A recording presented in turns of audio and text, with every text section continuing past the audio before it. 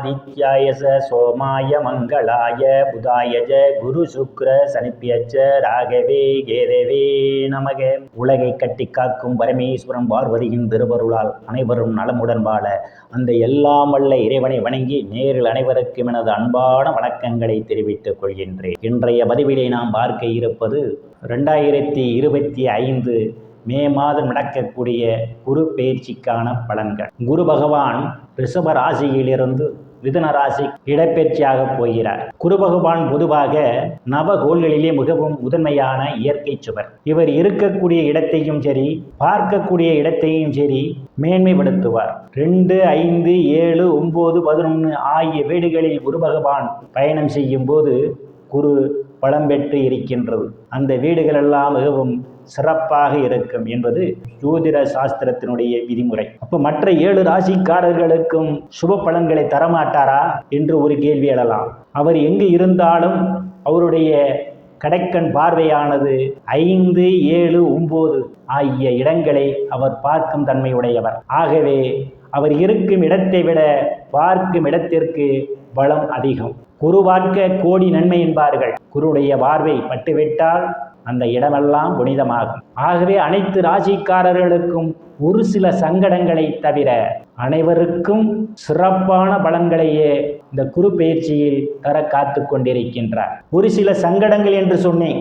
அந்த ஒரு சில சங்கடங்களும் நீங்கள் தவிர்த்து கொள்ள வேண்டுமென்றால் உங்களுடைய செயலும் சொல்லும் எந்த ஒரு மனிதரையும் பாதிக்காது, எந்த ஒரு ஜீவராசிகளையும் பாதிக்காது என்ற நம்பிக்கையோடு நீங்கள் செயல்பட்டால் உங்களுக்கு குரு பகவானுடைய அனுக்கிரகம் எந்நாளும் நிறைந்திருக்கும். குருவானவர் யார்? குருவானவர் தனகாரகர் என்று சொல்லக்கூடிய குரு பகவான் உங்களுக்கு பணப்புழக்கம் நிறைந்திருக்க வேண்டுமென்றால் குருவினுடைய அனுக்கிரகம் தேவைப்படுகிறது. நீங்கள் பொருளாதாரத்தில் மேம்பட வேண்டுமென்றால் குருவினுடைய அனுக்கிரகம் தேவைப்படுகின்றது. குழந்தை பாக்கியம் உங்களுக்கு வேண்டுமென்றால் குழந்தை பாக்கியத்திற்கு குரு பகவானுடைய அனுக்கிரகம் தேவைப்படுகிறது. ஒருவர் கடவுள் மீது நம்பிக்கை உள்ளவராக செயல்பட வேண்டுமென்றால் அதற்கும் குரு பகவான் தேவைப்படுகிறார். குருவினுடைய அனுக்கிரகம் இருந்தால் ஒழிய ஒரு பிற உயிர்கள் மீது அன்பு செலுத்த முடியும். ஒரு அறிவாளியாக செயல்பட வேண்டுமென்றால் அந்த குருவினுடைய அனுக்கிரகம் தேவைப்படுகிறது. பூமி, வீடு, வாகனம் வாங்க வேண்டுமென்றாலும் குருவினுடைய அனுக்கிரகம் தேவைப்படுகின்றது. தங்க, வெள்ளி, ஆடை, ஆபரணங்கள் வாங்க வேண்டுமென்றால் குருவினுடைய அனுக்கிரகம் இல்லாமல் நீங்கள் வாங்க முடியாது. உயர்ந்த பதவிக்கும் பெயர் புகழ் அந்தஸ்து நிறைந்தும் சந்தோஷமாக வாழ்வதற்கு அந்த குருவினுடைய அனுக்கிரகம் இருந்தால் ஒழிய உங்களுடைய வாழ்க்கை சிறப்படையும். ஆகவே அப்படிப்பட்ட குரு பகவான் ரிஷப ராசியிலிருந்து மிதுன ராசிக்கு இடப்பெயர்ச்சி ஆகிறார். இந்த குருவினுடைய இடப்பெயர்ச்சியால் எந்தெந்த ராசிக்காரர்களுக்கெல்லாம் சிறப்பான பலன்களை போகிறார், எந்தெந்த ராசிக்காரர்களுக்கெல்லாம் பாதகமான பலன்களை தரப்போகிறார் என்பதை பற்றி பார்க்கலாம். நான் கூறக்கூடிய பலன்கள் அனைத்துமே கோச்சார ரீதியாக உலக மக்கள் அனைவருக்குமான பொது பலன்கள். உங்களுடைய சுய சாதகத்தில் கிரகங்கள் இருந்த நிலைமையும் தற்போது நடக்கக்கூடிய தசாபுத்தியும் கணக்கில் எடுத்துக்கொண்டு பலன்கள் எடுக்கும் போதுதான் துல்லியமான பலன்களை எடுக்க முடியும். வாருங்கள் ராசிக்குள் போகலாம். கடக ராசி. ராசிக்கு இதுவரை 11ஆம் வீட்டிலே பயணம் செய்து வந்த குரு பகவான் தற்போது உங்கள் ராசிக்கு 12ஆம் வீட்டிலே பயணம் செய்ய காத்து கொண்டிருக்கின்றார். 12ஆம் வீட்டிலே பயணம் செய்வது அவ்வளவுக்கு சிறப்பு இல்லை.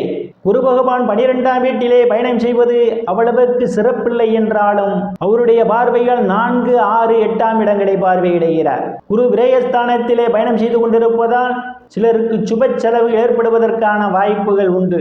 நீண்ட நாட்களாக அடைக்கப்படாத கடன் சிலருக்கு திருப்பி கொடுப்பதற்கான வாய்ப்புகள் உண்டு. ஒரு சிலர் தங்கள் கையில் உள்ள பணத்தை ஏதேனும் ஒன்றில் முதலீடு செய்வீர்கள். வெளிநாடு செல்வதற்காக முயற்சி செய்து கொண்டிருப்பவர்களுக்கு 12ஆம் வீட்டில் இருக்கக்கூடிய குரு பகவான் அந்த வாய்ப்பை ஏற்படுத்தி தருவார். ஒரு யோகமான காலம். வெளிநாடு செல்வதற்கு ஒரு யோகமான நேரம். கணவன் மனைவியிடையே ஒரு அந்யோன்யம் நிகழும். தாம்பத்திய வாழ்க்கை சிறப்படையும். குரு 12ஆம் வீட்டிலே இருந்து 4ஆம் வீட்டை பார்வையிடுவதால் தாயினுடைய அன்பும் ஆதரவும் சிலருக்கு உண்டு. தாய் வழி சொத்துக்களால் ஏதேனும் பிரச்சனைகள் இருந்தால் அவை உங்களுக்கு முடிவுக்கு வருவதற்கான வாய்ப்புகளும் உண்டு. உயர்கல்வி படிக்கக்கூடிய மாணவ மாணவிகள்லாம் ஆசிரியருடைய நன்மதிப்பையும் பாராட்டையும் பெறுவார்கள். சிலர் போட்டி பந்தயங்களில் வெற்றியினையும் பெறுவதற்கான வாய்ப்புகள் உண்டு.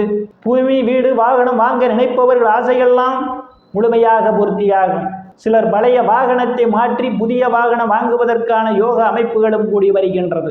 ஆடு மாடு வளர்ப்போரெல்லாம் ஆட்டு மாடால் ஒரு அபரிமிதமான லாபத்தை காண முடியும்.